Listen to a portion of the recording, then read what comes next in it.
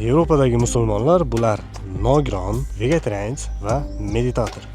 Bu gapni eshitganimda mendan xuddi sizlardaqa reaksiya bo'lgan.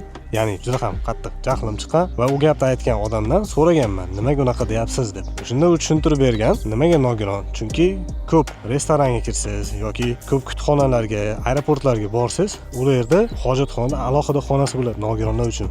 Tahorat olish uchun eng zo'r joy degan va hech kim xalaqit bermaydi va keyin bemalol ishlatsa bo'ladi. Nimaga vegetarian desam, ko'p joyda halol ovqat yo'q.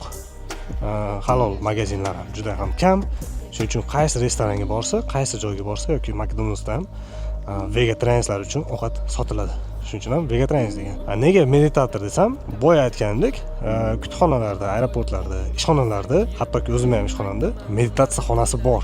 U xonaga kirib biz namoz o'qiganmiz. Shuning uchun ham shunaqa afsuslangandan, shunaqa ta'rif bergan, chunki baribir ham musulmon davlatida sharoitlar yo'q. Shuning uchun ham achinganlikdan shunaqa ta'rif bergan. Sizlar nima deb o'ylaysizlar shu fikrga? Kommentariyada o'zingizlar fikringizni yozib qoldiringlar. Ona vatan bo'lmadi menga bu o'gay ayol. Qaytaman